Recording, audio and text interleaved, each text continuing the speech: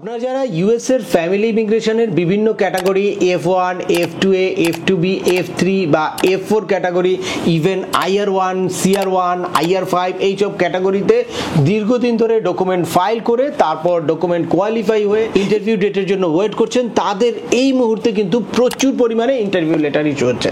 তো interview letter কাদের issue হচ্ছে এই মুহূর্তে, বা কারা এখন ইন্টারভিউ ডেট পাবে, আর ইন্টারভিউ ডেট পাওয়ার পরে কি প্রস্তুতি নিবে সেটাই আলোচনা করব আজকের এই ভিডিওতে।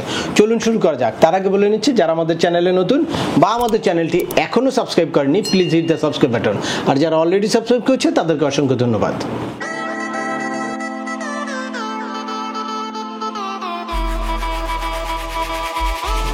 Welcome back. আপনাদের সাথে আছি আমি সিএম আমিনুল বাহার। আমাদের এই চ্যানেলে ইউএস এর ফ্যামিলি ইমিগ্রেশনের একেবারে I-130 পিটিশন ফাইল করা থেকে শুরু করে ইন্টারভিউ প্রস্তুতি পর্যন্ত step by step huge video আছে। আপনারা যারা যেই টপিকসে ইন্টারেস্টেড সেই ভিডিওগুলো আপনারা দেখবেন। এছাড়াও কি কারণে আপনাদের চাইল্ডের এইজ আউট হয়ে যেতে পারে, বা এইজ আউট থেকে কিভাবে আপনারা নিজেদেরকে সেভ করবেন, কি কারণে আপনাদের কেসটা বাতিল হয়ে যেতে পারে, বা কিভাবে আপনাদের কেসটাকে এক্সপার্টাইট করতে পারবেন, আপনাদের এই ইন্টারভিউ প্রসেসটাকে আপনারা কিভাবে দ্রুততম সময়ে নিয়ে আসতে পারবেন, সেটা নিয়েও হিউজ ভিডিও আছে। যারা যেই টপিকসে ইন্টারেস্টেড দয়া করে সকল ভিডিওগুলো দেখবেন। এরপর ছোটখাটো প্রশ্ন থাকলে ভিডিওর নিচে কমেন্টস করবেন। আর তারপরেও একান্ত কোনো ব্যক্তিগত পরামর্শ বা আমাদের কোনো সার্ভিস নিতে চাইলে ডিসক্রিপশনে থাকা হোয়াটসঅ্যাপ নম্বরে অ্যাপয়েন্টমেন্ট বুক করে সরাসরি যোগাযোগ করতে পারেন। অ্যাট দ্য সেম টাইম আমাদেরকে ইমেল করতে পারেন এবং আমাদের ফেসবুক ও ইউটিউব চ্যানেলগুলো ফলো করে সবসময় আমাদের সাথে যুক্ত থাকতে পারেন। এনিওয়ে, চলে আসে আজকের মূল আলোচনায়।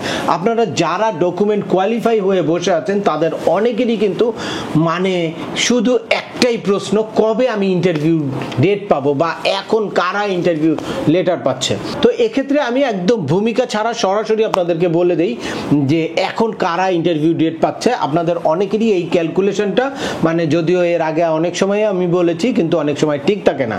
আমি প্রতি মাসেই একটা ভিসা বুলেটিন শেয়ার করি। আপনারা এই ভিসা বুলেটিনটা অবশ্যই দেখবেন, ভিসা বুলেটিনে চোখ রাখবেন যে আপনাদের ফাইনাল অ্যাকশন ডেটটা কারেন্ট আছে কিনা। প্রথমেই আপনাদের এইটা মাথায় রাখতে হবে। আর ফাইনাল অ্যাকশন ডেট যদি কারেন্ট থাকে তখন আপনারা দেখবেন যে আপনাদের ডকুমেন্ট কোয়ালিফাই ডেটটা কবে, ডিকিউটা কবে হয়েছে। তো এখন এই ডিকিউ অনুযায়ী আপনাদেরকে ইন্টারভিউ লেটার ইস্যু করছে ইউএস এমবাসি ঢাকা।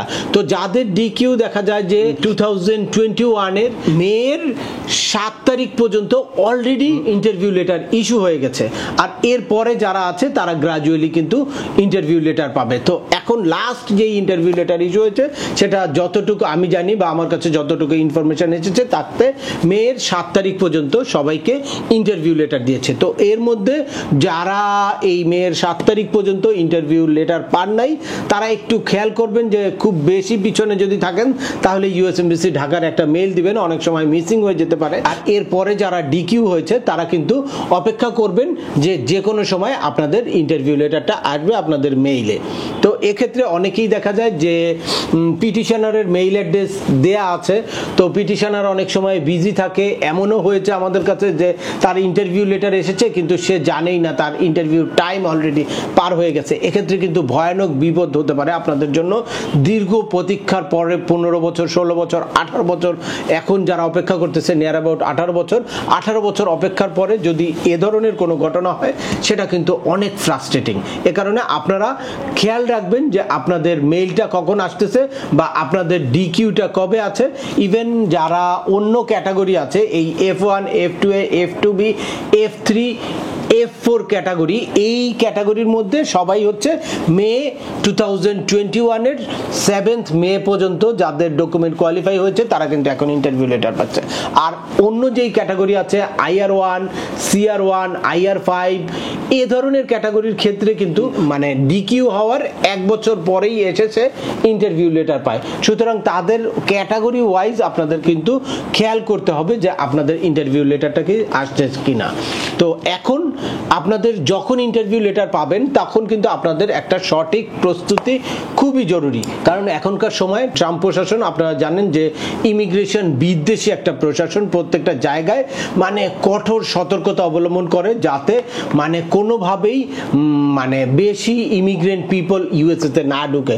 সেই জন্য যে কোনোভাবে আপনাদের চেকে যদি একটু ডিলে করা যায় এটাই তাদের মেইন উদ্দেশ্য। তো সেই কারণে আপনাদের কিন্তু এখনকার সময় আরো বেশি বেশি সতর্কতা অবলম্বন করতে হবে। যখনই আপনি ইন্টারভিউ লেটার পাবেন, সম্ভব হলে আপনার কোনো এক্সপার্টের সাথে বা আপনার যেই লয়ার আছে এই ফাইলটা প্রসেস করেছে তার সাথে কথা বলে সঠিকভাবে একটা প্রস্তুতি নেবেন।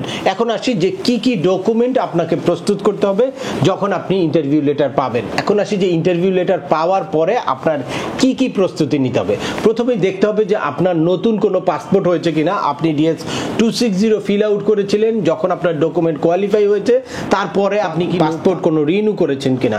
যদি পাসপোর্ট রিনিউ করে থাকেন তাহলে সেই পাসপোর্টগুলো আপনার অবশ্যই কেসে নতুন করে আপলোড করাতে হবে।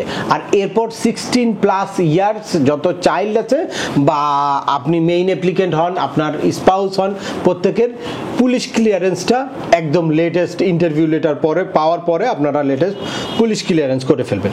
এরপরের কাজ হচ্ছে আপনার পিটিশনার বা জয়েন্ট স্পন্সরের যেই ফাইন্যান্সিয়াল ডকুমেন্ট আপনারা সাবমিট করেছিলেন, সেই যখন আপনি ডকুমেন্ট কোয়ালিফাই হয়েছিলেন, এখনকার সময় যেহেতু ডকুমেন্ট কোয়ালিফাই হওয়ার পরে প্রায় 21 মে, এখন হচ্ছে 25 মে, নিয়ার অ্যাবাউট 3 ইয়ার্স গ্যাপ হয়ে যাচ্ছে। দ্যাটস ওয়াই আপনার কি করতে হবে, অবশ্যই দেখতে হবে পিটিশনার এবং জয়েন্ট স্পন্সরের যেই এফিডেভিট অফ সাপোর্টগুলো ছিল এইগুলো ভ্যালিড আছে কিনা। এইগুলো ভ্যালিড না থাকলে এগুলারে আবার নতুন করে আপনার করতে হবে। অ্যাট দ্য সেম টাইম আপনার কি করতে হবে, লাস্ট 3 ইয়ার্সের ট্যাক্স ফাইলটা অবশ্যই কিন্তু নতুন করে কেসে সাবমিট করতে হবে। আপনার লাস্ট 3 ইয়ার্সের W2 ফর্ম এটাও আপনাকে নতুন করে কেসে আপলোড করতে হবে। এক্ষেত্রে আপনারা যদি এই কাজগুলো না করেন তাহলে কিন্তু আপনাদের ভিসাটা রিফিউজ হতে পারে। এত প্রতীক্ষার পরে তারপরে আপনারা ইন্টারভিউ ডেট নিতে গেলে সেখানের থেকে যদি রিফিউজ হয় বা আবার আপনাকে নতুন করে ডকুমেন্ট আপলোড করতে বলে, সেটা কিন্তু আরেকটা টাইম কনজিউমিং ইস্যু। এই কারণে আপনাদের অবশ্যই কি করতে হবে, এই সতর্কতাগুলো অবলম্বন করতে হবে। আপনাদের নিজেদের পুলিশ ক্লিয়ারেন্স, নিজেদের লেটেস্ট ছবি, নিজেদের পাসপোর্ট এবং পিটিশনারের ফাইন্যান্সিয়াল ডকুমেন্ট, I-864A যদি হাউস হোল্ড মেম্বার থাকে, আর এমনি জয়েন্ট স্পন্সর এবং পিটিশনারের I-864, এরপরে হচ্ছে লাস্ট 3 ইয়ার্সের ট্যাক্স ফাইল, W2 ফর্ম, এই সব কিছু আপনাদের কেসে কিন্তু অবশ্যই আপলোড করতে হবে। আর এরপরে এই ডকুমেন্টগুলো আপনাদেরকে সাথে করে নিয়ে যেতে হবে। এই সকল ডকুমেন্ট আপলোড করার পরে আপনাকে কিন্তু নির্দিষ্ট একটা সময়ে আপনার মেডিকেলটা অবশ্যই করতে হবে। সবচেয়ে বেস্ট প্র্যাকটিস হচ্ছে 1 মাস আগে আপনার মেডিকেলটা করে ফেলা। আর মেডিকেল করে এরপর ইন্টারভিউর আগে আপনাদের একটা US এমবেসি ঢাকার যেই CGI পোর্টাল আছে, এই CGI পোর্টালে একটা প্রোফাইলও কিন্তু ক্রিয়েট করতে হবে যে আপনাদের ডকুমেন্ট কালেকশন সেন্টারটা বুঝিয়ে দেওয়ার জন্য। এই তো গেল আপনার অনলাইন ভিত্তিক প্রিপারেশনের ইস্যু। এখন আসি ফিজিক্যাল আপনার কি প্রিপারেশন। এই কাজগুলো করার পরে তারপর আপনি চলে আসবেন যে যখন আপনার ইন্টারভিউ কাছে আসবে তখন আপনার ফিজিক্যাল কিছু প্রিপারেশন আছে। ফিজিক্যাল প্রিপারেশন হচ্ছে সকল ডকুমেন্ট যেগুলো আপনি আপলোড করেছেন এগুলার হার্ড কপি সবগুলা আপনার সাথে রাখবেন। সেটা কি, আপনার লেটেস্ট ছবি, আপনার পাসপোর্ট, আপনার লেটেস্ট পুলিশ ক্লিয়ারেন্স সার্টিফিকেট, আপনার ম্যারেজ সার্টিফিকেট, নিকানামা, যদি কোনো ডিভোর্স থাকে প্রিভিয়াসলি তাহলে ডিভোর্স সার্টিফিকেট, কেউ ডেথ হলে ডেথ সার্টিফিকেট, সকলের বার্থ সার্টিফিকেট, এগুলো সব কিছু আপনার সাথে রাখতে হবে। এর মধ্যে কোনোটা বাংলায় থাকলে সেগুলো ইংলিশে ট্রান্সলেট করে নোটারাইজ করে অবশ্যই আপনার সাথে রাখতে হবে যেভাবে আপনার সিভিল ডকুমেন্টে আপলোড করেছিলেন। আর এই ইন্টারভিউর আগে আরেকটা জিনিস আপনাকে এডিশনাল কিছু ডকুমেন্ট রাখতে হবে। সেটা হচ্ছে 2টা জিনিস প্রুফ করার বিষয়। সেটা হচ্ছে একটা হচ্ছে রিলেশনশিপ প্রুফ করার বিষয়, পিটিশনারের সাথে যে আপনার রিলেশনশিপ, আর হচ্ছে আপনার নিজের ফ্যামিলি মেম্বারের সাথে আপনাদের রিলেশনশিপ। মেইনলি পিটিশনারের সাথে রিলেশনশিপ প্রুফ করার ক্ষেত্রে পিটিশনার যদি এর মধ্যে আপনাকে কোনো টাকা পয়সা পাঠিয়ে থাকে ওই রেমিটেন্সের ডকুমেন্টটা আপনার সাথে রাখবেন। আর হচ্ছে আপনার মানে যত পুরানো ছবি পারেন সম্পর্ক প্রমাণ করতে সাহায্য করে এ ধরনের কিছু ছবি কিন্তু আপনি সাথে রাখতে পারেন। অ্যাট দ্য সেম টাইম আপনার রিসেন্ট চ্যাট হিস্ট্রিটা, আপনার সাথে যে পিটিশনারের কন্টিনিউয়াস যোগাযোগ আছে সেই চ্যাট হিস্ট্রিটা রাখতে পারেন। লাস্ট পিটিশনার যখন দেশে এসেছিল সেটার এয়ার টিকেটের কপি আপনি সাথে রাখতে পারেন। এই ক্ষেত্রে এইভাবে পিটিশনারের সাথে আপনার রিলেশন প্রুফ করা খুবই জরুরি। আর কেউ যদি জয়েন্ট স্পন্সর দিয়ে থাকেন তাহলে জয়েন্ট স্পন্সরের সাথে মানে রিলেশনশিপ প্রুফের একটা সার্টিফিকেট কিন্তু আপনি সাথে রাখতে হবে এবং কেসেও আপলোড করতে হবে। হবে। এরপরে হচ্ছে আপনাদেরকে কনফিডেন্টলি ইন্টারভিউ দিতে হবে। ইন্টারভিউতে আপনাদেরকে কি ধরনের প্রশ্ন করে এটা ডিপেন্ড করে বিভিন্ন কেস টু কেস। তো সে কারণে আপনাদেরকে যে ধরনের প্রশ্ন করতে পারে সেই প্রশ্নটা আপনাদের কনফিডেন্টলি কিন্তু আনসার করতে হবে। সেক্ষেত্রে দেখা যায় যে IR1 এর একরকম কোশ্চেন হতে পারে, IR5 এর আরেক রকম কোশ্চেন হতে পারে, CR1 এর একরকম কোশ্চেন হতে পারে, F4 এর একরকম কোশ্চেন হতে পারে। এগুলো নিয়ে পর্যায়ক্রমে আমরা প্রত্যেকটা আলাদা আলাদা ক্যাটাগরির কি কি কোশ্চেন আনসার হতে পারে সেগুলো নিয়ে পর্যায়ক্রমে আমি ভিডিও দিব। ফাইনালি পিটিশনারের ট্যাক্স ডকুমেন্ট, পিটিশনারের বার্থ সার্টিফিকেট এবং পিটিশনারের ওই যে affidavit of support I-864, I-864A এগুলো কিন্তু আপনার ইন্টারভিউর সাথে নিতে হবে এবং একটা ওই যে CGI পোর্টালে যে আপনারা প্রোফাইল ওপেন করেছেন সেটার একটা কনফার্মেশন পেজও কিন্তু অবশ্যই আপনার সাথে রাখতে হবে। তো আজকের ভিডিওটি আর দীর্ঘায়িত করছি না। আশা করি এই ভিডিও থেকে আপনারা এখন কারা ইন্টারভিউ ডেট পাচ্ছে বা ইন্টারভিউ ডেট পাওয়ার পরে আপনাদের কি প্রস্তুতি থাকা জরুরি সে ব্যাপারে একটা ক্লিয়ার ধারণা পেয়েছেন। তারপরেও আপনাদের যদি এই সংক্রান্ত কোনো রকম কোনো প্রশ্ন থাকে অবশ্যই আমাকে কমেন্টস করে জানাবেন।